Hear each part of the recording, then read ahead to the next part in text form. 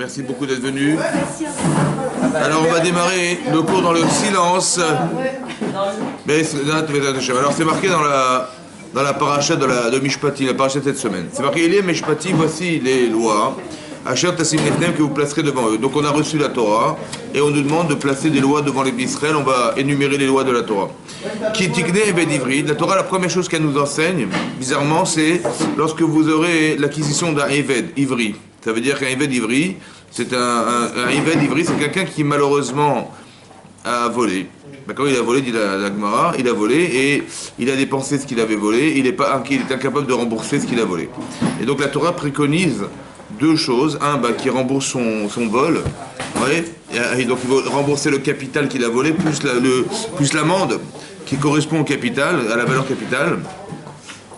Et à part ça, manifestement, si c'est un voleur, c'est qu'il n'est pas intégré dans la société. Alors on va faire ce qu'on appelle l'intégration dans la société. On va l'intégrer de telle manière, il va apprendre à travailler. Et elle va apprendre à travailler sans faire de bruit. Et donc, apprendre à travailler, et on va l'intégrer. Donc c'est l'intégration sociale en fait, on l'intègre dans la société. Comment on fait? Il va travailler, c'est un Adon. Un Adon, c'est un employeur, son maître. Monsieur, écoutez-moi, regardez, on est en train d'enregistrer le cours. Ça vous dérange pas de faire moins de bruit, ça vous dérange pas? Kazako. Maintenant, qu'est-ce que je disais avant que je m'énerve? C'est ça. Donc c'est d'expliquer qu'on va faire en sorte qu'on va l'intégrer dans la société. De quelle manière? Il va travailler. Il va travailler pendant 6 ans. Maximum 6 ans, de façon à ce qu'il rembourse le vol, et deuxièmement, qu'il puisse intégrer, apprendre à comprendre que finalement on peut exister sans avoir besoin de piller les gens, mais d'être capable d'être fier du travail qu'on fournit et de vivre du produit de son travail.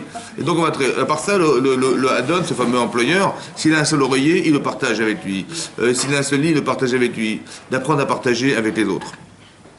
Et donc c'est l'intégration sociale. Voilà, on intègre des gens, donc ça fait bien longtemps déjà que la Torah avait préconisé le fait qu'on n'emprisonne pas les voleurs, on ne fait pas payer des amendes simplement pour leur dire écoutez, on leur fait peur en leur disant si vous voulez on va vous prendre votre argent, mais d'essayer de leur faire comprendre qu'il y a un problème relationnel à l'autre, un problème social. Le problème social, c'est d'apprendre à vivre avec les gens et pas d'exploiter les autres. Et donc on les intègre de cette manière dans la société.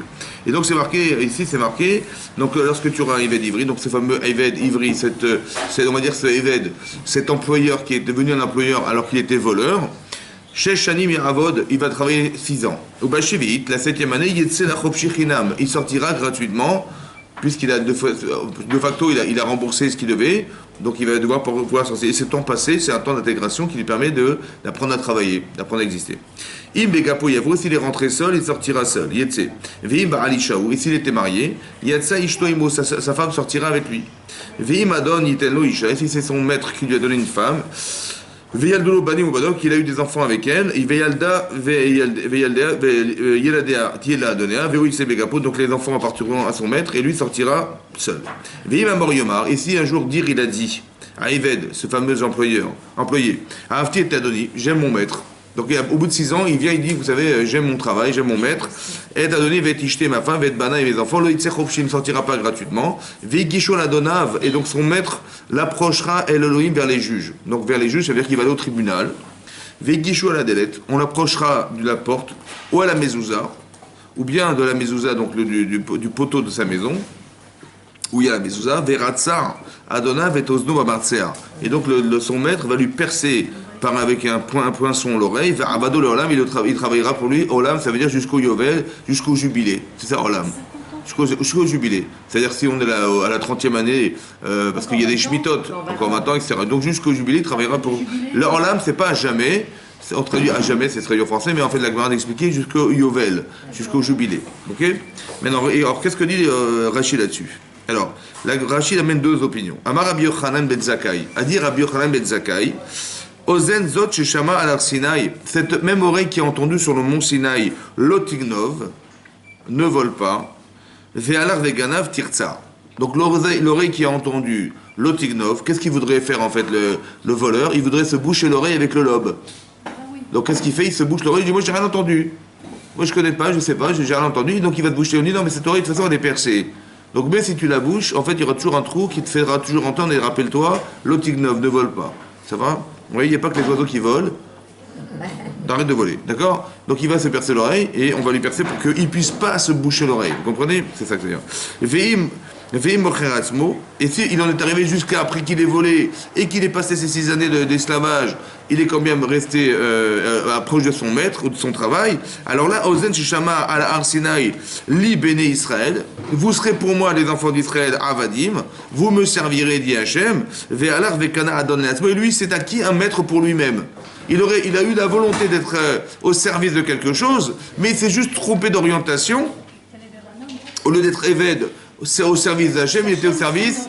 En fait, la formation, c'est quoi la formation? La formation qu'il aurait dû avoir, c'est pas seulement d'être socialement acceptable ou accepté par la société, donc il s'est trouvé un maître. Non, on aurait tellement aimé que tu comprennes que l'Otignov, c'est un Issour Minatora. Et d'autres être au service d'Hachem. Qu'est-ce qu'il a fait? Lui, il a compris, oui, c'est grave ce que j'ai fait. Intellectuellement, il a compris. Donc, qu'est-ce qu'il fait? Il dit, mais moi, je me suis attaché à mon maître, à la vie dans laquelle je vis. Ça a tellement bien marché qu'il s'est intégré dans la société. Mais il est resté, comment dire, dans l'approche de celui qui pense qu'on va être Eved, le serviteur de l'homme. Il s'est de trouver un maître. En fait, il aurait dû se trouver un maître. Il s'est trouvé un maître. Un maître, ça veut dire qu'il s'est trouvé un maître, un employeur, alors qu'il aurait dû trouver un employeur qui était à Kadesh Borou. Et donc cette oreille qui s'est trouvée à Adon et à Asmo, il s'est trouvé un maître pour soi. Tirtsa, cette oreille tu l'aperceras, parce qu'il doit savoir que l'intégration sociale elle vient de la Torah, et la Torah c'est Hachem, et donc on aurait dû s'attacher à Hachem. Voilà. Ça c'est d'après Rabbi Yochanan ben Zakkai. Comme ça, il a compris Rabbi Yochanan ben Zakkai, le fait qu'il est marqué dans la Torah, Veli, il est marqué Vegishu Adam, c'est marqué que le fait qu'on lui perce l'oreille, il était Adon Elohim vers les juges, en fait c'est vers Hachem. Il aurait dû comprendre vers Hachem. Ok. Rabbi Shimon, Ayadoresh Mikraze Kemin Chomer. Rabbi Shimon, il a expliqué ce passage autrement. Ouais, d'une manière encore plus Mine Chomer, quelque chose de beaucoup plus, comment on veut dire, plus attachant, on va dire, oui. Il dit ma nishtanu delet memzouza. Pourquoi on a différencié le delet, la porte et la mezouza? Pourquoi on a différencié ces deux parties de la maison? La delet, la porte, et la mezouza qu'on place sur la porte. Mikol kelish obed, plus que tous les objets de la maison. On a dit le juge va l'approcher, son maître va l'approcher de la porte et de la mezouza. Pourquoi ces deux parties-là essentiellement? En vérité, vous savez quoi? Quand on était en Égypte, on était esclaves aussi en Égypte. Vous vous rappelez? Donc c'est marqué en fait, la porte et la mezouza ont été les témoins en Égypte. Témoins de quoi? Ouais, que je sais pas, sorti à la Mashkov, à l'acheter à mezuzot. Quand on a dû sacrifier le korban de Pessah, ouais, on a récupéré le sang et on a aspergé les poteaux et les linteaux. Et Hachem a vu le sang sur les poteaux et les linteaux et pas sorti à l'Echem. Je vous ai épargné en sautant au-dessus des maisons. Mais qu'est-ce qui nous a épargné en fait? Hein? Qu'est-ce qui nous a épargné? Pas qu'est-ce qu'on a épargné. C'est ça qui nous a épargné? Ou le courage qu'on a eu de sacrifier notre passé. Parce qu'on était idolâtres. Et on a pris un animal sacré à l'époque qui était l'agneau. Et on était capable d'avoir le courage de sacrifier ce qui a été toujours notre tendance vis-à-vis d'Hachem, c'était laquelle? C'est d'avoir été des idolâtres. On dit c'est terminé, on n'est plus idolâtres. Oui, mais on était idolâtres à l'époque. D'accord, oui, les Hébreux étaient des idolâtres. Qu'est-ce que Hachem nous a demandé? Pourquoi il nous a demandé de prendre un korban de Pessah, sacrifier un animal? On l'a pas simplement sacrifié en 2 minutes. Hein. Vous savez quoi? On a pris cet animal, on l'a gardé 4 jours à la maison. Les Égyptiens passaient, ils disaient qu'est-ce que vous faites avec notre Dieu là? Ils disent attendez, dans 4 jours on va le sacrifier. Donc on a eu courage de nos opinions. Et comment on l'a exprimé? En le sacrifiant, en le mangeant et en aspergeant les poteaux et les linteaux de nos maisons. Avec le même sang qui était celui des, d'un animal sacré à l'époque en Égypte. Donc qu'est-ce qu'on a fait? On a renié cette religion, ouais, on a renié ça pour dire on s'attache à qui? Lui on l'attache au lit, mais nous on s'attache à qui nous? Hachem. C'est ça qu'on aurait été aimé. Ouais, donc c'est Mashkom et Zok qui sont les témoins de notre engagement personnel vis-à-vis d'Hachem. Ouais, et donc c'est marqué comme ça. Donc je ne suis pas sorti à la Mashkov acheter mes doudot. Va marti Kili ben Israël. Maintenant vous m'appartenez, vous les enfants d'Israël. Kili ben Israël. Avadim. Avadayem. Vous étiez des Avadim, des esclaves, mais en vérité vous pensez bien une chose qui est claire. Pourquoi vous avez cru qu'on a dû subir l'esclavage pendant tant d'années? Pour en arriver là. Hein? Pour en arriver là. Pour devenir des Avadim. Est-ce qu'on est capable de se soumettre à une volonté? Alors au début on va se soumettre à la volonté de Pharaon, le roi de l'Égypte. Mais le but, c'était pas d'être assujetti toute sa vie à un roi d'Égypte, c'est d'arriver à concevoir qu'on peut se soumettre à une volonté. Maintenant qu'on est devenu capable de ça, alors on peut devenir Eved Hachem. C'était ça l'objectif. C'est pas de rester esclave toute sa vie. Ça va? Donc un martyr qui est béni, béni Israël Avadim même. D'accord? Velo Avadim Lavadim. Mais pas que vous soyez esclaves des esclaves. Ça veut dire quoi, entre guillemets? C'est-à-dire serviteurs de ceux qui me servent. Non! Je ne voudrais pas que vous soyez les serviteurs de ceux qui me servent, mais serviteurs d'Hachem directement. C'est pour ça que je vous ai sorti d'Égypte. Pour comprendre que votre liberté n'a de sens que si vous êtes capable de pouvoir la soumettre à une volonté suprême. Mais pas la soumettre à des hommes. D'accord? Et lui, monsieur, qu'est-ce qu'il a fait? Il dit non, je vais rester chez mon maître. Il s'est acquis un maître pour lui-même. Alors c'est pour ça que c'est pour ça qu'on va lui percer l'oreille devant ces objets-là, devant l'engagement qui était un ceux de tes pères un jour, qui ont été capables d'avoir le courage de se libérer de l'esclavage, pour ne pas être venir Eved d'un Eved, c'est-à-dire un serviteur d'un serviteur, lequel serviteur d'un maître qui est lui-même le serviteur d'Hachem, mais de savoir qu'on doit passer directement, être serviteur d'Hachem directement. Donc ici on apprend un principe fondamental, que la notion on va dire de Eved ici qui est utilisée dans la Torah, c'est pour nous faire basculer sur deux choses. Un, on doit être indépendant, c'est très important, mais pas indépendant pour soi. Vous avez compris? C'est-à-dire que comment? On dit comme ça, là. Ici on a quelqu'un qui est un voleur. Donc qu'est-ce qu'il pense? Il pense que les gens sont à son service. Donc qu'est-ce qu'il fait? Les gens travaillent, mais lui il vient, il prend le produit de leur travail, il vit avec. Bon, on dit écoute, t'as pas compris, il est marqué le tignov dans la Torah, il ne faut pas voler les gens. D'accord? Donc qu'est-ce qui va se passer? On va devoir te réintégrer dans la société. De quelle manière? Tu vas travailler pour cet homme. Ou tu vas travailler en général pour, un, rembourser ce que tu voles, et deux, pour arriver à vivre, à comprendre qu'on peut vivre par soi-même, être indépendant.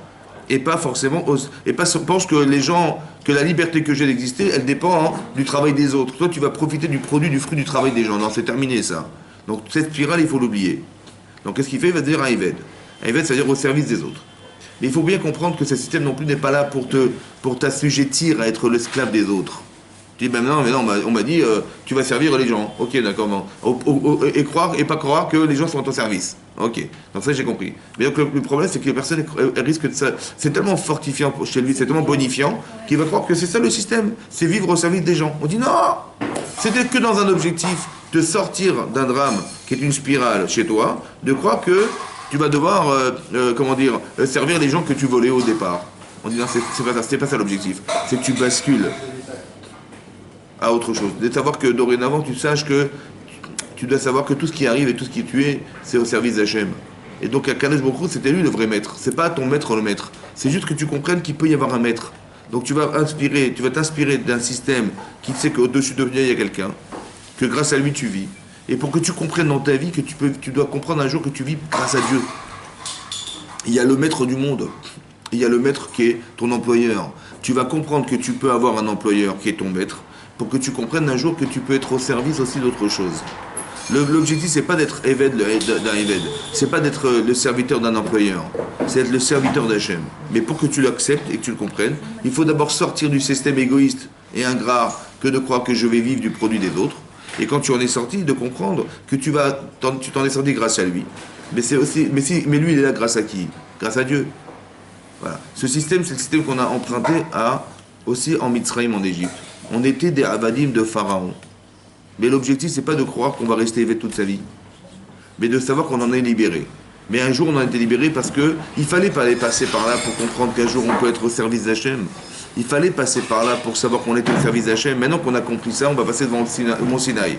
Et comment on a démontré qu'on a compris? Parce qu'un jour, on a été d'accord de sacrifier un agneau, de sacrifier notre passé. Lui, il n'a pas fait le sacrifice du passé. Il adhère à son présent pour vivre au présent une vie qui est limitée à celle d'être un esclave de son serviteur. C'est pas ça qu'on veut. On veut que tu comprennes. Mais la personne qui pense qu'il fallait voler, il fallait pas voler, donc on lui a percé l'oreille, alors qu'il savait pertinemment qu'il pouvait pas voler. C'était inscrit dans le Har Sinaï. Et deuxièmement, qu'on n'est pas évêque d'un homme, on est évêque d'Hachem. Hachem a dit, vous êtes mes enfants, ça veut dire qu'on a une proximité avec Akadosh Baruch Hu qui est beaucoup plus fructifiante et bonifiante pour vous, pour que d'être au service d'un homme. Et donc c'est ça. Et comment vous l'avez démontré? Parce que vous avez mis du sang sur la mezouza et sur les bashkov, les poteaux et les linteaux de vos maisons. Et c'est ça que j'ai vu et c'est ça que j'ai dit, super. Vous avez compris, super. Et donc j'ai passé au-dessus parce que j'ai la garantie par votre serviteur que vous l'avez fait pour Hachem. Parce que pour soi, on aurait dit, mais non, je préfère être un esclave en Égypte que de mourir. Ça va? Et donc c'est pour ça que C'est vrai, et donc c'est ça qu'ils n'ont pas compris. Et c'est pour ça que, vous qui avez compris, j'ai dit ok. Mais cet esclave-là qui a volé, il descend de qui? Il descend pas de ceux qui sont morts en Égypte, il descend de ceux qui ont accepté. C'est-à-dire que dans tes gènes, tu as quelque chose qui fait que tu peux te soumettre, tu peux accepter cette idée-là. Malheureusement, tu as mal assimilé l'enseignement et tu es tombé esclave de celui qui me sert. Non, c'est pas ça que je voulais. Je voulais que tu comprennes que tu sois un jour au service d'Hachem. Alors, c'est-à-dire qu'il y a une façon de concevoir, c'est une conception. Il y a une façon intellectuelle de concevoir. On veut que tu dépasses cette conception-là et tu l'utilises au service de ta liberté propre, mais ta liberté au service de quelque chose de beaucoup plus glorifiant et valorisant qui est celle d'Akadosh Baruch Hu. Vous avez compris? C'est ça. Arriver d'Hachem, ça veut dire que c'est ça qui est intéressant de comprendre. Oui, allez-y. Si on ramène ça à aujourd'hui, est-ce qu'on est tous obligés d'en passer par là pour justement... Je pense, oui. Quand on s'est trompé... C'est-à-dire on subit certaines choses pour arriver au final, en définitive... Pour les comprendre. Voilà. Comme vous avez eu des parents, vous avez eu des parents, donc vous étiez au service de quelque chose qui était supérieur. Oui. Je pense que même le rapport parental, c'est un système organisé par Hachem. Voilà. Parce que tu dois honorer tes parents et tu dois craindre tes parents. C'est bizarre, non? Honorer ses parents et craindre ses parents. C'est bon? Comme respecter, honorer Hachem et craindre Hachem. C'est vrai. Mais c'est un système organisé pour qu'on fasse, on intègre en soi la volonté d'honorer ceux qui nous font naître, ceux qui nous font vivre, ceux qui sont au service de nous en permanence. Comment? Non. C'est-à-dire qu'il y a quelque chose d'inné en nous, c'est le respect de sa mère. Il y a ce qui est né en soi, c'est la crainte de son père. Mais on voudrait qu'on soit possesseur de ses moyens. C'est pour ça qu'on doit honorer ce qu'on craint. On doit honorer son père alors qu'on le craint, et on doit craindre sa mère alors qu'on la respecte. Mais pourquoi faire? Pour acquérir la maturité de faire ce choix, qui est compliqué, compliqué, d'honorer celui que je crains.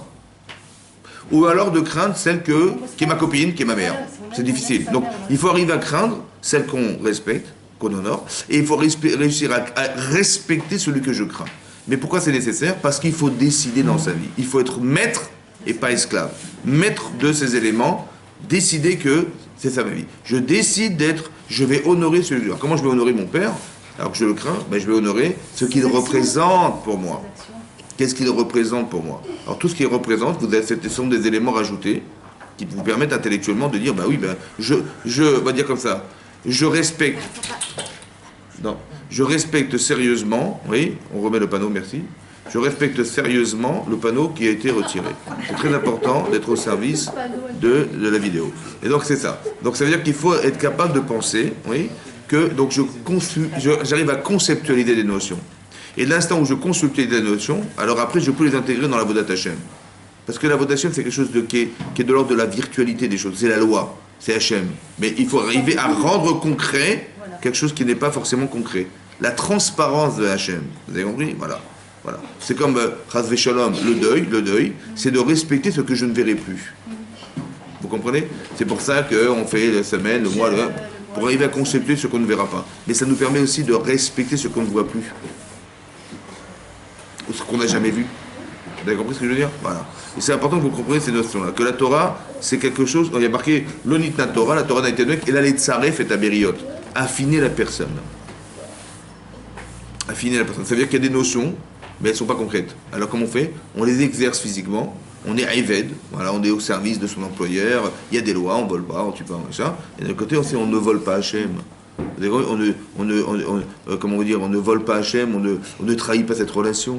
Parce que quand je respecte les gens, si déjà je respecte les gens pour ne pas les voler, alors à fortiori Hachem, je ne vais pas le trahir, en lui volant le darat que je lui dois, l'esprit que je lui dois. Et donc ce sont des moyens qui permettent d'affiner la personne. On se construit par les autres. Et après, on peut basculer, faire un raisonnement a fortiori. Si déjà je dois respecter mon voisin, ou les gens, alors a fortiori que je dois respecter Akadosh Baruch Hu. C'est ça qu'on aurait voulu faire. C'est pour ça qu'Hachem a dit, tu vas percer l'oreille qui n'a pas entendu. C'est l'oreille en fait, cette façon d'entendre ma vie, qui fait que je savais pertinemment que j'ai pas le droit de voler, j'ai volé. Je savais pertinemment que je devais être non pas l'esclave des autres, mais au service d'Hachem, et ça je ne l'ai pas respecté non plus. Alors cette oreille qui n'a pas entendu va être percée. On touche le membre qui est le vecteur essentiel de ce qui m'a manqué d'être. Ça va? Ok. Maintenant, on va comprendre une chose dans la vie, c'est que on doit être éveillé d'Hachem. C'est pas simple. Oui, de réfléchir avec Hachem et réfléchir pour soi. Alors, ça veut dire qu'on est dans une construction humaine. Vous avez compris que la vie, c'est une construction humaine, mais de comprendre que c'est un moyen et pas un but. Ça veut dire qu'on va nous développer intellectuellement, on va suivre un cursus personnel, engagé, oui. On va aller à l'école, on va prendre un métier, on va faire, voilà, c'est engagé, mais au service de quelque chose d'autre que soi-même. C'est ça qui est compliqué. C'est-à-dire qu'on vous demande d'être intègre dans ce que vous pensez vis-à-vis d'autrui, vis-à-vis de ce qui vous entoure, tout en sachant que tout le but de cet objectif, c'est d'arriver à servir Hachem. C'est comme, vous êtes des femmes, donc il faut, vous étiez des jeunes filles, un jour je vais me marier, je vais m'engager dans un couple, un jour j'aurai un mari, j'ai un mari, comment je gère ma vie de couple, comment je gère ma vie de mère, comment je gère avec ma vie avec mes enfants, etc. etc. Et ça, c'est un exercice qui est l'exercice qui nous permet d'accéder à la Avodat Hashem. Ça va? Que ma vie, elle se conjugue à deux. Voilà. Et que je suis aussi, j'ai une présence. C'est marqué, quand on prie la prière, on dit Shiviti Hachem, les négli tamid. J'ai placé Hachem devant moi à jamais.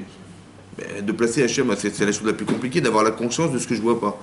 Donc ça veut dire qu'il faut d'abord exercer quelque chose qui est de l'ordre de ce qu'on ne voit pas. Je vais un jour me marier, je ne vois rien.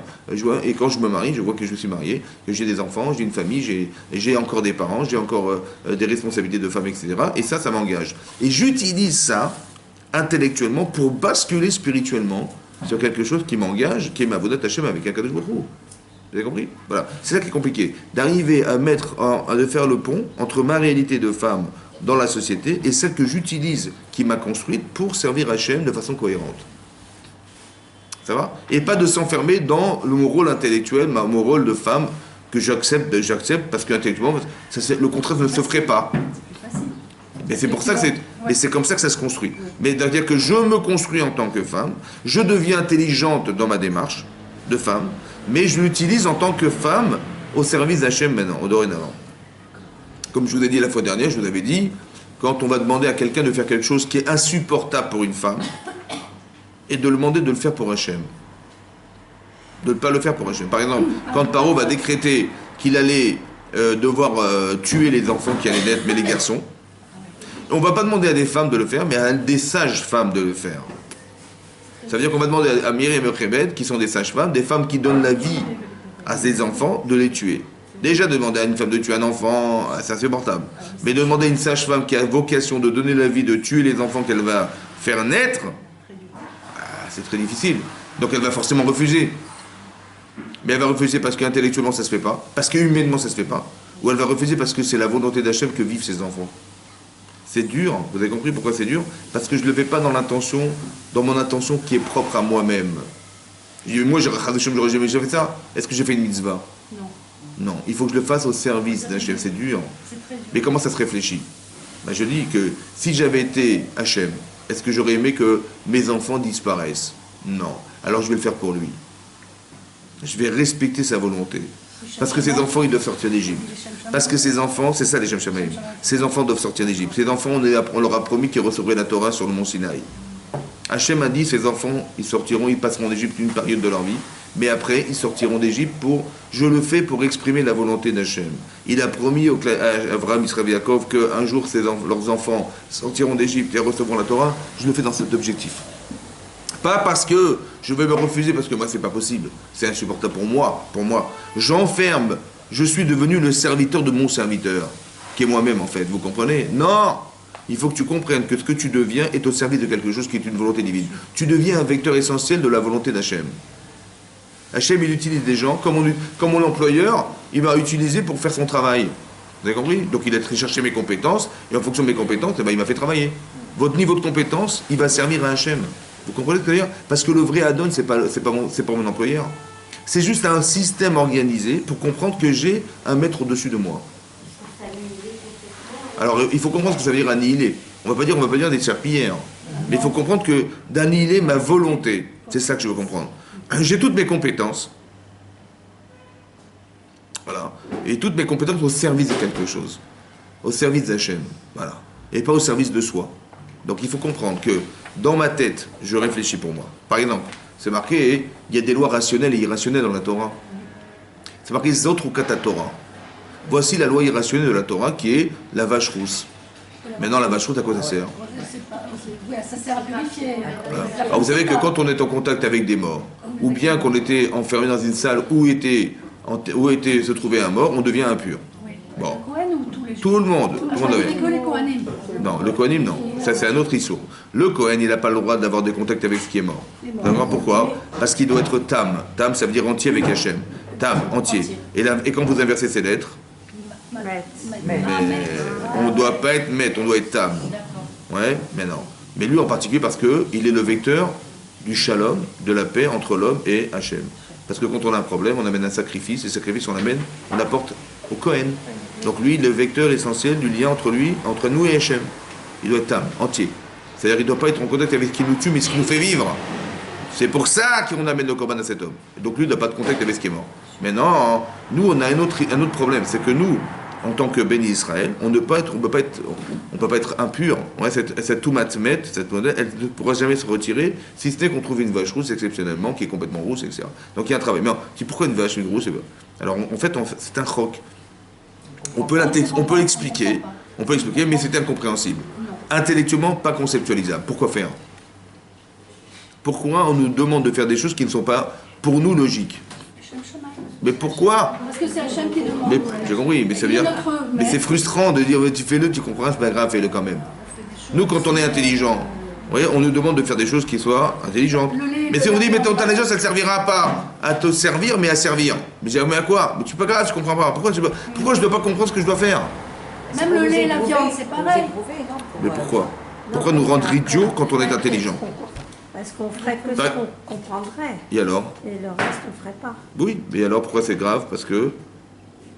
Attendez, pourquoi? On n'est pas assujetti à tout. Parce qu'on doit l'écouter. Mais pourquoi on doit l'écouter? Jusque-là, jusqu'à ce point-là, c'est frustrant. Mais d'un côté, si je le fais, ça démontre quoi?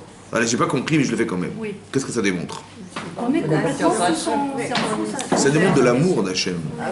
Parce que c'est mon amour propre contre le sien. Moi, je dis, attends, mais je suis pas idiote, je ne vais pas faire n'importe quoi dans ma vie, non? Donc, mais c'est mon amour propre que je développe, ou que j'assure et que je revendique. Mais c'est le mien contre le sien. C'est comme le kavod de mes parents. Vous voyez? Si l'Agmara amène un exemple dans l'Agmara dans Kiddushin, elle dit là-bas qu'on n'a jamais vu un kavod, un respect de ses parents aussi fort et aussi grand qu'un jour quelqu'un, sa mère, alors qu'il était ministre, il était proche de la royauté de Rome, et sa mère elle est venue, elle avait foutu une claque en pleine figure devant tout le monde. Ben oui, mais c'est normal.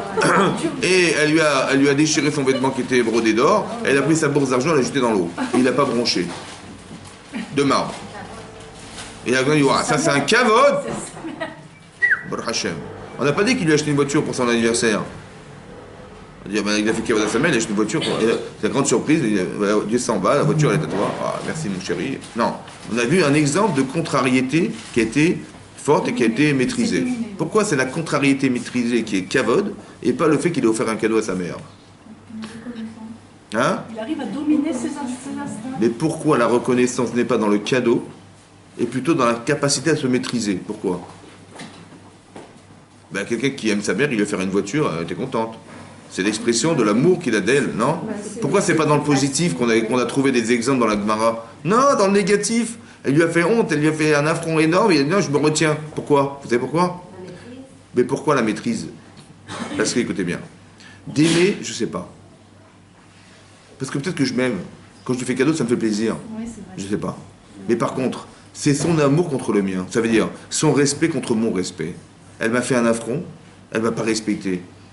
C'est le mien contre le sien. Là, je sais que je l'aime. Là, je sais que je la respecte. Vous avez compris? Parce que sur ma balance, il y a moi et il y a elle. Pas Yael, elle s'appelle pas Yael. Hein. Il y a moi, il y a elle. Maintenant, il y a elle. Ça veut dire quoi? Il y a qu'elle.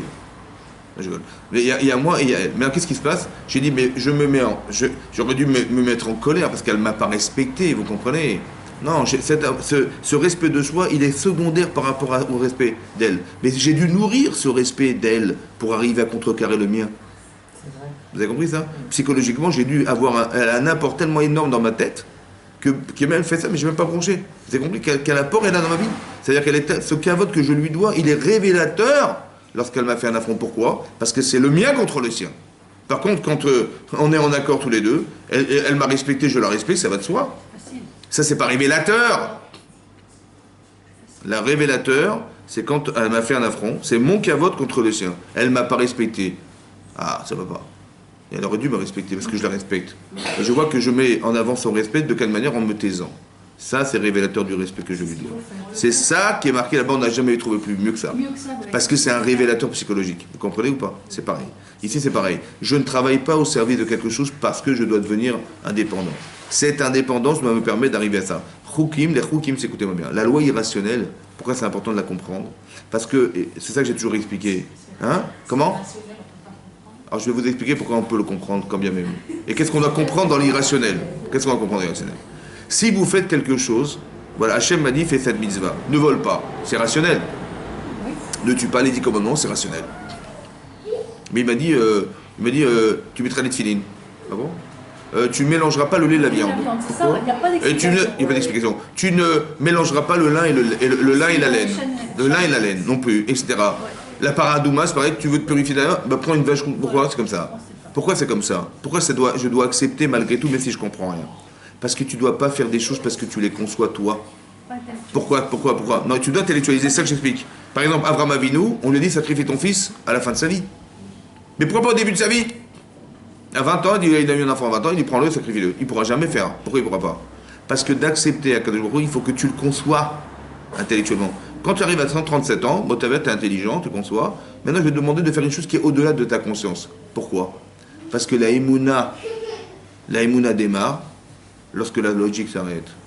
Pourquoi elle doit démarrer à la logique s'arrête? Pourquoi? Parce qu'écoute-moi bien. À Kadosh Baruch Hu, tu ne peux pas l'enfermer dans ce que tu crois.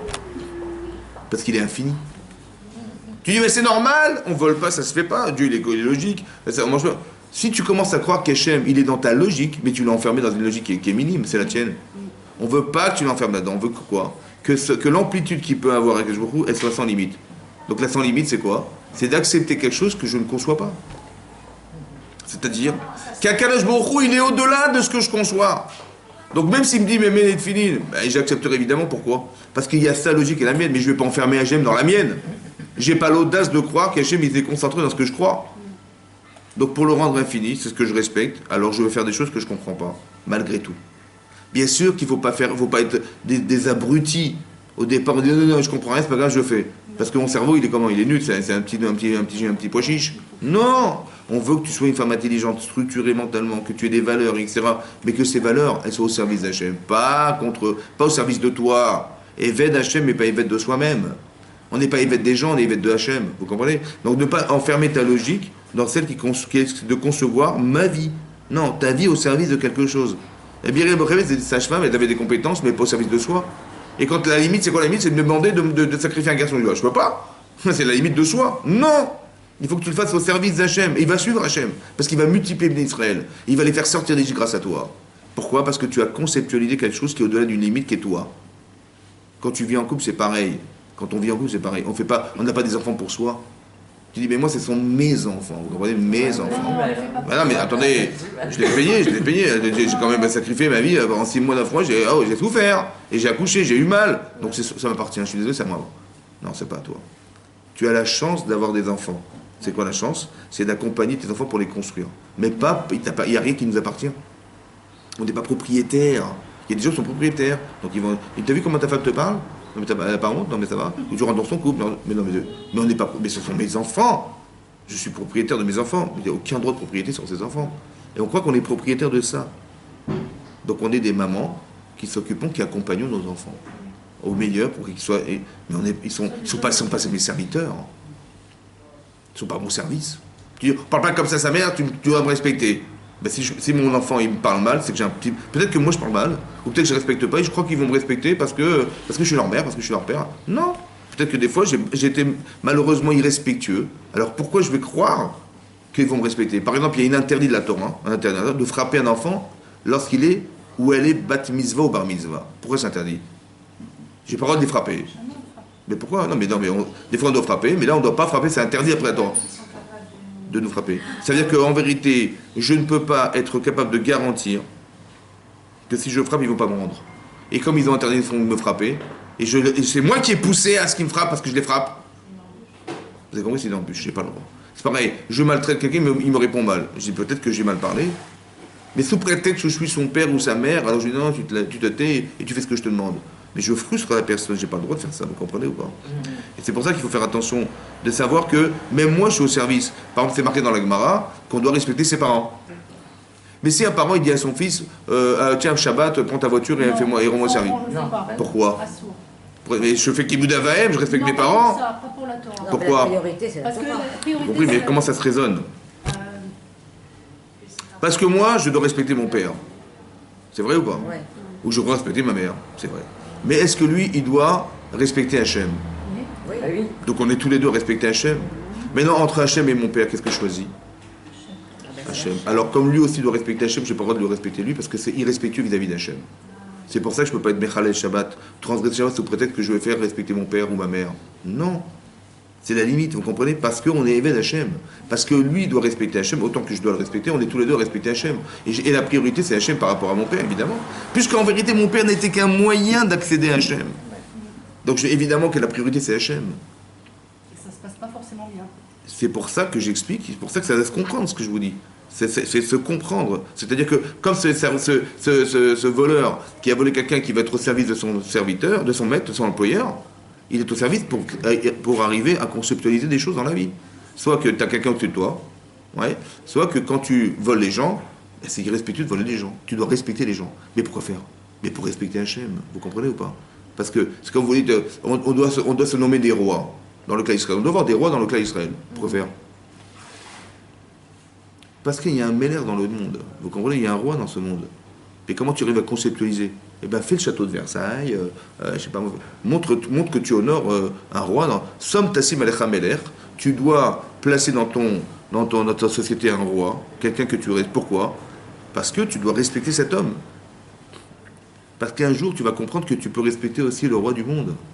Mais si tu n'arrives pas à le conceptualiser physiquement, comment tu vas arriver à le conceptualiser? Tu dis Hachem Meller, Hachem Allah, Hachem de quoi? Où les rois? Il faut que cette royauté existe pour que tu arrives à la conceptualiser physiquement et arriver à basculer sur elle pour dire Melech Hachem, il est Melech Haolam, il est le maître du monde. Mais il faut que tu concrétises, c'est pareil, vous comprenez? C'est-à-dire que tu utilises ton cerveau pour cristalliser des notions et que tu puisses les utiliser pour Akadosh Baruch Hu. On n'est pas Eved des hommes, on est Eved Hachem. C'est très important que vous compreniez ces notions-là, qu'il y a une proximité avec. On n'est pas au service de soi, mais au service de. L'Agma dans Brachot, elle dit là-bas, une fois on a rapporté cet exemple, que le roi Hiskiyahu Amelech, dit l'Agma dans Sanhedrin, il devait être le Mashiach. Incroyable. Donc c'était le roi Hiskiyahu Amelech, c'était le Mashiach, il devait être le Mashiach. Et là-bas, l'Agma dans Brachot, elle dit là-bas qu'il était très malade. Ce roi, qui était Hiskiyahu Amelech, et Ishayahu, qui était le Navi à l'époque, il a dit, écoute, tu peux faire ton testament, tu vas mourir. Il a dit, pourquoi je vais mourir? Il dit, parce que Hachem m'a dit que tu n'as pas fait la misva de Piria Veribia, c'est-à-dire d'avoir des enfants. Il a dit, mais attends, moi j'ai su, on va dire qu'il a su, que ces enfants qui allaient naître, ils allaient être des enfants, des mécréants. Il dit, mais je voulais pas avoir des enfants pareils. Bon, il lui a répondu, il dit, mais on t'a demandé de faire la misva. On t'a pas demandé de réfléchir. Ça va? Ce que Hachem t'a ordonné, fais-le. On t'a pas demandé de réfléchir à ce que Hachem t'a dit. Maintenant, c'est bizarre parce que si quelqu'un il n'a pas voulu avoir d'enfant, c'est une misvat assez qu'il a transgressée. Oui, d'avoir des enfants, c'est une misva positive qu'il a transgressée. Est-ce qu'on meurt d'une misva pareille? Quelqu'un qui n'a pas mis les tefilines, il doit mourir? Non. Il n'a pas fait Kriyat Shema, il va mourir? Il n'y a que 2 misvot positives qui retranchent quelqu'un du monde futur. C'est Korban Pessah, il n'a pas porté un, et la Mila. C'est tout. La Mila, la bride Mila. Ouais. La Mila. Si la fois il est rêve carré. Maintenant, c'est marloqué une discussion, est-ce qu'il est rêve tout de suite ou il rêve s'il a fait à la fin de sa vie il n'a pas fait cette mitzvah entre le Ramban et le Ravad. Ben non. Mais il n'y a que ces 2 mitzvahs dans la Torah qui condamnent à carré, c'est-à-dire retrancher du monde futur. Mais les autres non. Donc si quelqu'un n'a pas voulu avoir d'enfant, il n'est pas rêve carré. Donc pourquoi le Navi, Ishayahu, il a dit à Hiskiyahu Amelech, il fait ton testament parce que tu n'as pas fait cette mitzvah. Alors le Rav Chaim Shmulevitz, il explique, la condamnation à mort, elle n'est pas sur le fait de ne pas l'avoir faite. Elle est d'avoir cru, parce que c'était cuit pour lui, ouais, d'avoir cru que la mitzvah ne se pratique que si on a des enfants de tzadikim. Mais sinon, il n'y a pas de mitzvah. Vous avez compris? Il a intellectualisé la mitzvah. Il a dit, mais quand est-ce qu'on a des tzadikim? Quand est-ce qu'on a la mitzvah d'avoir des enfants? Mais quand ces enfants sont tzadikim. Mais si je savais d'avance que non, mais j'ai pas la mitzvah de le faire. Mais qui t'a demandé de croire que la mitzvah dépend de ce que tu as envie d'avoir, de ce que tu plais? C'est pas ça qu'on t'a demandé. C'est ça qui le condamne, vous comprenez ou pas? C'est d'avoir enfermé la mitzvah infinie à une limite qui est la sienne. Alors comme il l'a limité, sa vie elle est limitée à ce qu'il a cru. Vous avez compris ce que ça veut dire? C'est très important que vous compreniez, oui, qu'on ne concentre pas parce qu'on croit. On doit compris que la Torah nous permet d'évoluer, mais pas d'enfermer la mitzvah dans ce que je crois. Est-ce que ça s'appelle libre arbitre, ça? Oui, je suis libre de penser. Seulement, la personne, elle a décidé de croire que la mitzvah elle est concentrée dans ce qu'elle croit. Mais depuis quand tu crois que ce que tu penses, qu'Hachem y pense, c'est limité à ce que tu crois? Encore une fois, je dois voir la mitzvah comme quelque chose d'intelligent qui me construit. Mais jamais subordonner la mitzvah à ce que je crois. Jamais subordonner la raison de la mitzvah. Parce que pourquoi c'est comme ça? Vous avez compris pourquoi? Parce qu'il faut comprendre autre chose. Quand vous faites une mitzvah, une seule, mais vraiment les Shem Shamaim, c'est-à-dire au nom du ciel, vraiment, alors ça nous donne une part au monde futur. C'est marqué dans le Rambam, c'est marqué dans l'Agma, dans ma code d'Afkav Dalet. C'est ça qui est marqué dans l'Agma, là-bas, c'est une Mishnah qui dit Rabbi Hanania ben Akashia Omer, Rabbi Hanania, il a dit un jour que Hachem, il a multiplié les mitzvot. Il y a 613 mitzvot. D'accord? Mais pourquoi il a fait 613? Ouais, pour donner du mérite à tout Israël de pouvoir accéder au monde futur. Et l'Agma, elle s'explique là-bas que même, que qu'est-ce qui nous reste dans les... Parce qu'en fait, on a résumé les mitzvot. Après, David Amer, qui les a résumés, les 613 en 11, après en 6, après en 3, après en 2, après en 1. Et c'est marqué dans Chabakouk, là-bas le Navi, c'est marqué Tzadik Beimunato Yichye. Tzadik Beimunato Yichye, que le Tzadik, il vivra par sa confiance en Dieu. Ça veut dire que si vous avez la Emouna, vous pouvez faire toutes les mitzvot. On a concentré toute la Torah en une seule. Toute la Torah. C'est-à-dire quoi concentrer? Ça ne veut pas dire qu'il ne faut pas faire les autres. Ça veut dire simplement que si on le fait sincèrement comme il faut, alors on peut accéder au Mama. C'est ce que dit le Rambam là-bas. Le Rambam Maïmonide, il explique dans le Pirouche, l'explication des Mishnayot là-bas, il explique ça. Il dit que si quelqu'un est capable de faire une seule mitzvah, une seule, les Shem Shamaim, alors il sera méritant du monde futur. Et pourquoi on a les 613? 613 occasions de réaliser une. Ça va? Maintenant, ça veut dire quoi les Shem Shamaim? Et comment vous comprenez qu'en faisant une mitzvah temporelle, d'accord, nous on est limité, ça va? Ce que vous faites est limité dans le temps, mais ça donne droit à, par un acte, limité, concentré sur soi, à l'infini. Comment c'est possible qu'on accède à l'infini dans quelque chose qui est en soi limité?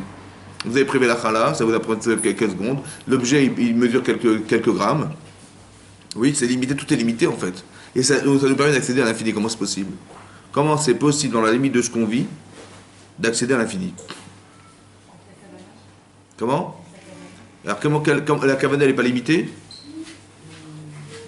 C'est ça le problème. Comment ça se fait qu'on arrive à se concentrer sur quelque chose qui est limité dans le temps, mais cette chose nous permet d'accéder à l'infini? C'est ça le tzimtzum. Hein? C'est ça le tzimtzum. C'est-à-dire? Le fait de prendre de petites choses, c'est tzimtzam. Ça veut dire Petit, petit, très bien, concentré. concentré. Et ce tzimtzum permet justement Comment? une ouverture vers l'éternité. Comment? C'est ça qu'il faut comprendre. Comment vous Parce arrivez? que Dieu est dans chaque petit objet qui existe. Donc le fait de le ramener vers nous, ça lui permet justement de le rendre éternel. Mais comment? C'est ça qu'il faut comprendre. Comment vous-même, vous dites, voilà, je fais une mitzvah, donc je fais une mitzvah. Je fais une mitzvah. Ça veut dire quoi les Shem Shamaim? Ça veut dire quoi les Shem Shamaim? Et par au nom de quoi? Et par au nom de quoi? C'est ça. Donc quand on fait quelque chose au nom de soi-même, en fait l'acte il est concentré sur soi.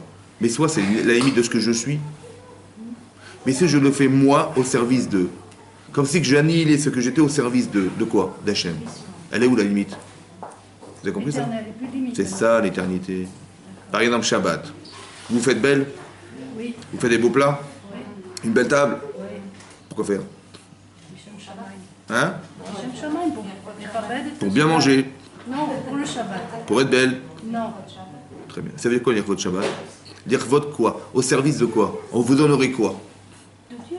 Vous donnerez quoi à Shabbat? Quand vous faites, quand je marie mes enfants, ben, je me fais beau, je me fais belle. Quand je fais un anniversaire, je fais un beau gâteau. Au service de quoi? Au service de mes enfants. Au service. Ben non, mais là, quand je fais, c'est l'anniversaire de mon enfant, on va fêter ça. On va basculer sur un nouvel âge. Alors on va fêter ça. Donc vous fêtez une idée. Remercier. D'accord, vous fêtez une idée. Quand un mariage, c'est le plus beau jour de la vie de mes enfants, ben on va fêter. C'est le plus beau jour de ma vie, ben je vais bien m'habiller. Je respecte ce que je pense. Et donc, la proportion de ce que je respecte est fondamentale. Donc, moi, je m'habille bien pour respecter ce que je vais organiser. C'est vrai ou pas? Alors, vous respectez quoi, Shabbat? Pourquoi vous avez fait de belles Shabbat? Vous avez fait des beaux plats Shabbat? On se maquille Shabbat? Pourquoi? Pour Mais quoi? Là-bas c'est pour mes enfants, parce que c'est le plus beau jour de leur vie. Là-bas c'est... Non, mais c'est une façon de sanctifier quand même. Mais qu'est-ce que vous sanctifiez Shabbat? La création du La monde. finalité de la création du monde. La Gemara dit que à quoi ça correspond Shabbat, à quoi ça pourrait s'imaginer Shabbat. Ben vous avez, tout le monde était là, il y avait la choupa, il y avait le khatan, il manquait que la kala, il manquait que la fiancée. C'est qui la fiancée? C'est le Shabbat. Ça veut dire que, mais c'est quoi la finalité de la création du monde? Il faut comprendre ce que ça veut dire. La finalité de la création du monde. En vérité, Adam Arishon, vendredi, il est né, vendredi, ouais, et il a fauté vendredi même. Il aurait dû rentrer dans le Shabbat. Mais il a fait un acte qu'il a concentré sur qui? Hachem dit ne mange pas du Hetzada, il ne faut pas manger de cet arbre. Il aurait dû respecter la volonté d'Hachem, il a respecté ses intérêts personnels. Mais ça, c'est hors la mazée. C'est pour ça qu'Hachem dit tu ne peux pas rentrer, tu vas rester là où tu te trouves. Dans le monde dans lequel tu te trouves, en espérant que dans le monde dans lequel tu te trouves, tu vas basculer sur l'autre. Arrêtez de penser à soi, mais de penser à ce qui aurait te permis d'accéder à l'infini, c'est-à-dire d'exprimer la volonté d'Hachem à l'infini. La volonté d'Hachem, c'est-à-dire, mais moi, abstraction de soi pour... Vous comprenez? Si je fais dans mon intérêt personnel, c'est tout ce que je comprends, mais c'est logique. Pour moi, ah ben non, c'est logique pour Hachem. C'est pas la même chose. Je me construis pour arriver à basculer sur une volonté qui est infinie. Donc quand je fais un acte de pensée infini, vous avez compris, par exemple, je donne un exemple très simple, vous allez comprendre. Pourquoi Kadosh Baruch Hu, il va éprouver Avraham Avinu? Pourquoi il veut éprouver Sarah, madame, elle est stérile? Mais pourquoi faire? Elle peut avoir des enfants comme tout le monde. Mais c'est inhumain de demander à une femme de vivre une vie pareille. C'est inhumain. Inhumain de demander à un homme de sacrifier son enfant. Inhumain de demander à une femme de tuer un enfant sous prétexte que le parent il a demandé à ce qu'on le tue. En vérité, c'est quoi le problème? C'est sa vie contre la mienne. Vous avez compris? C'est la vie de l'enfant contre la mienne. Quand parent il me demande, et en tant que sage-femme, de tuer sacrifier, je dis mais attendez, c'est ma vie contre la sienne. Parce que si je refuse de sacrifier, mais c'est la mienne qui va être en péril. C'est la tienne contre la sienne. Vous avez compris?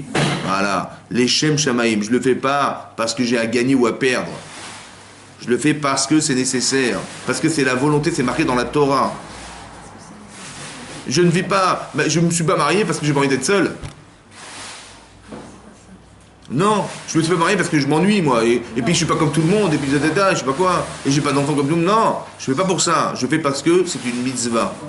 Ça va, c'est pas pareil. C'est pas que socialement ça se fait pas, c'est que parce que Kadosh Baruch Hu, il a pensé que c'était pas. C'est ça qui est difficile dans la vie, vous comprenez? D'arriver à faire des choses qui sont pas en relation avec soi-même, parce que ça se fait pas ou parce que ça se fait. C'est parce que c'est la mitzvah. On vérifie des pommes, on vérifie des dates à vérifier si on voit. Il n'y a pas des vers, pas parce que les vers c'est dégoûtant. Mais je dis bah oui, je vérifie parce que je ne peux pas supporter les petits vers de terre. Je vérifie. Non, il faut le faire parce que c'est la mitzvah. Mais je rends infini ce que j'aurais pensé être considéré comme quelque chose qui est négligeable, qu'on ne fait pas. Mais je l'enferme dans ce que je crois. Mais non, arrête de croire qu'il faut enfermer tes actes et tes pensées dans ce que tu penses toi. Tu dois penser que ça se mange pas parce que ça se mange pas, c'est logique. Mais après il faut dépasser cette logique parce que la émouna elle démarre là où la logique s'arrête. Tu dois être femme de foyer parce que tu vas construire ta vie en couple. Ça va? Parce que c'est contre toi. Voilà. Comme Rachid te demande, contre toi de sacrifier, contre toi de demander de... Non, c'est contre toi. La vie est contre toi. Mais pourquoi elle est contre toi? Parce que ton corps, il doit comprendre ce que ça veut dire de vivre. Et bien que tu as compris, il faut qu'il adhère à quelque chose qui est infini. À une volonté infinie, c'est ça la volonté d'Hachem. On étudie la Torah pour savoir quels sont les repères qu'on doit avoir pour rendre notre vie infinie. Les repères. Maintenant, chacune elle a ce devoir. Et en fonction de ce que je sens être fort chez moi, d'où je sais que c'est fort chez moi. Parce que l'Yitzhara, il s'acharne. Ou j'ai envie de faire quelque chose que l'Yitzhara, il m'empêche de faire. J'ai envie de faire quelque chose que l'Yitzhara m'empêche de faire. Pourquoi il s'acharne contre cette mitzvah? Pourquoi j'ai une tendance négative dans ma vie et l'Yitzhara, il me pousse à la faire? Pourquoi il me pousse à la faire? Parce que ces deux tendances, c'est toute ta vie. C'est de se refuser d'être cette femme et d'accepter ce que le Yitzhara m'empêche de devenir comme femme. Vous avez compris ou pas? C'est que tous les conflits de couple, tous les conflits de machin, en fait, ce sont des repères qui sont là que pour nous apprendre à exactement savoir que c'est l'inverse qu'il faut faire. Quand Yitzhara dit, mais quand le Yitzhara dit à Adama, Moshe Rabbeinu, mais il n'y a que toi qui Hachem il a demandé d'enseigner la Torah, personne d'autre. Et ben, il dit, bah oui, il a raison, bien sûr, il a raison. Il a raison. Et il tombe dans le panneau. Il va se rendre malade. Son beau-père, il dit, mais attends, mais je vois le travail que tu as pris sur toi, mais c'est insupportable, c'est infernal ce que tu as pris sur toi, tu vas utiliser la santé, et puis les gens, comment ils vont supporter d'être debout du matin au soir? Il dit, ouais, j'ai plus rien, c'est comme ça. C'est la volonté d'Hachem. Non, c'est pas ça la volonté d'Hachem. C'est ça. L'otov, vous avez compris? Tu dis, mais intellectuellement, comment tu veux que je m'en sorte? Il m'a demandé à moi de le faire, et je me suis engagé. Mais je le fais, je respecte sa volonté. Ça peut être aussi du Yetzirara, vous comprenez ou pas? C'est comme Chris Kamler, il dit, mais moi, je pensais que d'avoir des enfants comme ça, c'est pas respectueux d'Hachem. C'est d'Hachem ou de toi? Ouais. Parce que d'un côté, eux, parce que j'ai décidé de ne pas en avoir, alors ils vont pas vivre. C'est normal, ça? Vous avez compris? C'est dans l'intérêt de soi. C'est comme Myriam avait dire à son père, qui était Amram, il avait dit, non, on va divorcer. Pourquoi? Parce que comment je vais, moi, prendre la responsabilité que ma femme tombe enceinte, et que l'enfant qui va naître, dans le doute, on va le prendre, on va le jeter dans le Nil. Attends, comment ma femme, je vais lui faire supporter cette souffrance, et deux, comment je vais être un criminel potentiel. Alors, tomber. Donc je dis, on divorce, direct. Bon, sa fille, elle vient lui dire, papa, mais je comprends pas. Sa fille, elle vient lui dire. Hein? Pour les filles qui vont naître. Mais pire que Paro, pourquoi pire? Parce que... Tu tues les filles qui pourront pas. Parce que la fille qui voudrait vivre, elle pourra pas. Et le garçon qui va mourir, mais il va au Gan Eden. Ouais. Ben, tu l'empêches au Gan Eden. C'est simple comme raisonnement ou pas? Bah oui. Comment c'est qu'il n'a pas compris? Comment c'est qu'il n'a pas réagi? Comme elle a réagi, elle? Il était intellectuellement, il était plongé dans cette histoire. Quoi. Il avait pas... Vous avez raison, ouais. Mais ça veut dire aussi comme ça. Je suis père de famille. Qu'est-ce que je dois faire dans ma vie? Ben, je dis, de proposer à ma femme de tomber enceinte, alors que dans le doute, elle va souffrir de voir cet enfant mourir, ça, je ne proposerai pas. Et deuxièmement, comment moi qui suis père de famille, je vais engendrer un enfant qui va peut-être mourir dans le doute? Je suis un criminel ou pas? J'ai juste oublié un élément dans mon raisonnement, c'est lequel? J'ai juste oublié ceux qui vont subir mon choix. Parce que l'enfant, si c'est une fille, Paro, il a épargné, elle va pas mourir, mais moi je l'ai tué. Et l'enfant qui va mourir, il me dit, papa, oh, je suis là, tu as vu, je suis là. Il manquait juste l'enfant dans le raisonnement. J'ai dit, mais comment? J'ai dit, moi et ma femme.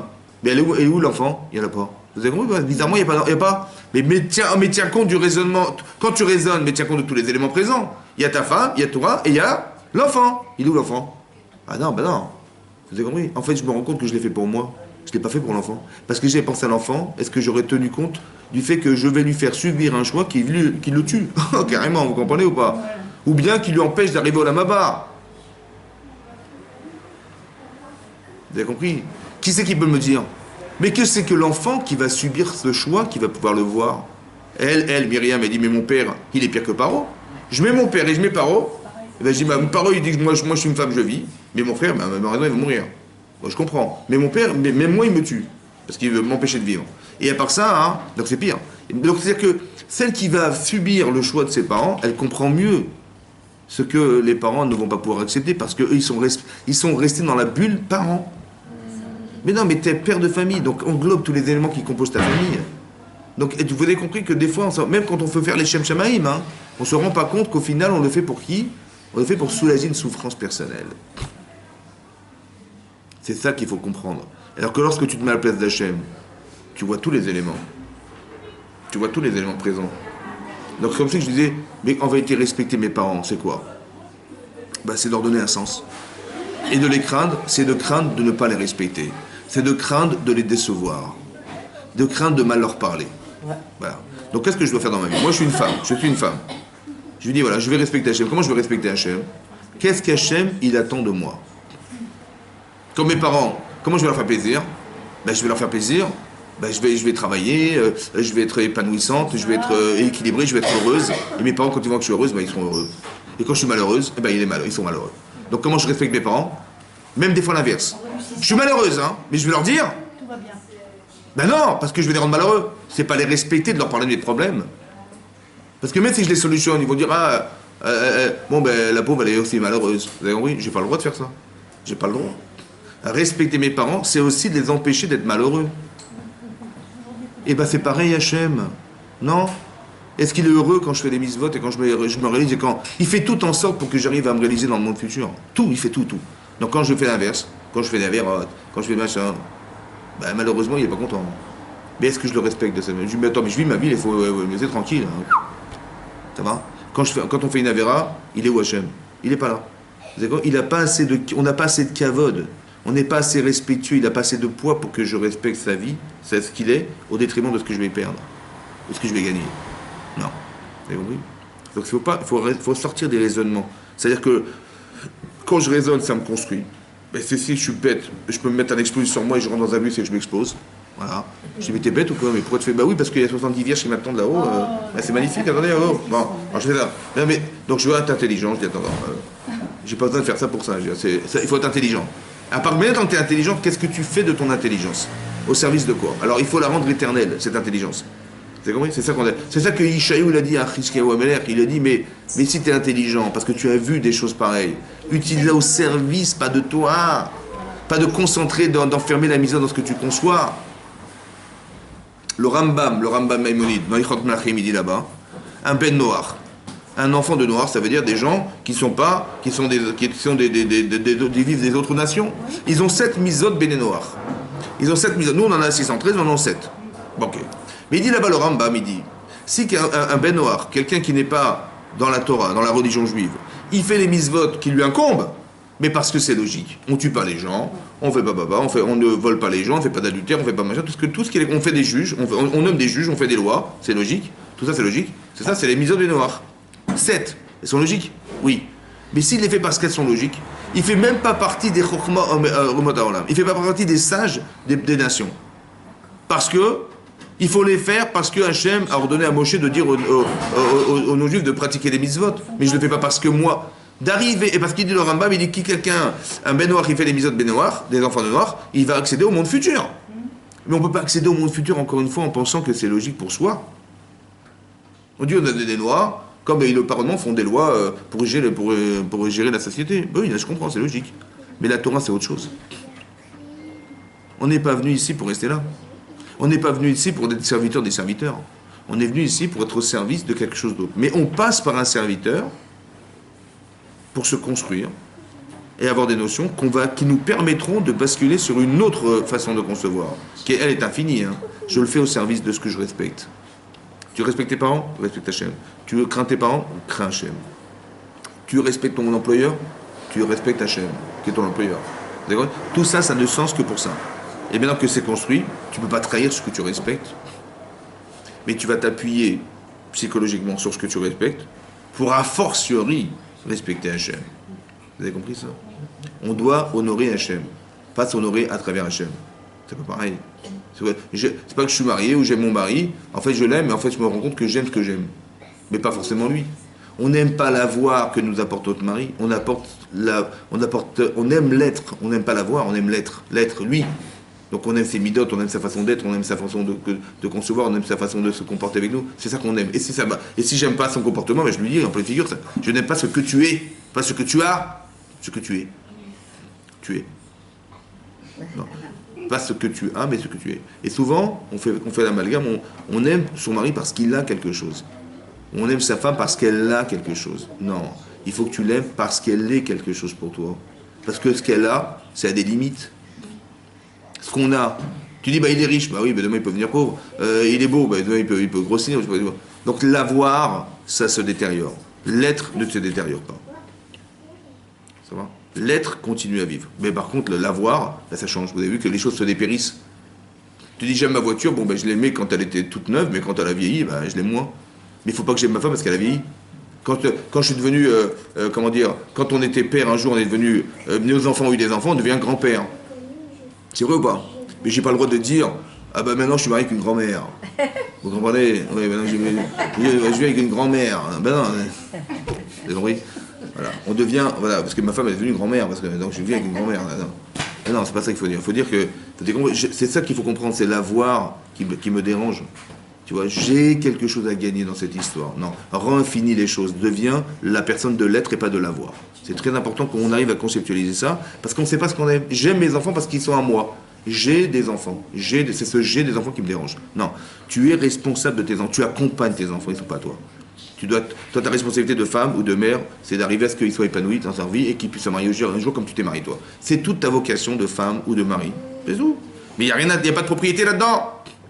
T'as pas propriétaire, t'as rien payé du tout, on te l'a donné. On te l'a confié, on te l'a pas donné. C'est tout. C'est ça qu'il faut dire. Donc c'est l'être qui compte, c'est pas l'avoir. Tu dis, mais ce sont à moi. Comme si ça t'appartenait. C'est mon mari, c'est mes enfants, c'est mon foyer, c'est moi. Il n'y a rien là-dedans à toi. Si tu l'as payé, je veux bien, mais tu as payé. Une femme, une fois, elle m'a dit, mais j'appartiens à mon mari. Je dis, pourquoi? Parce qu'il y a la Touva, il m'a donné la bague. Je suis à lui, on a marqué. Mais tu n'as rien à toi. Tu n'es pas à ton mari, tu appartiens. Tu as compris? Il n'y a pas de possession physique. Le contrat de mariage, c'est pareil. J'ai rien acheté du tout.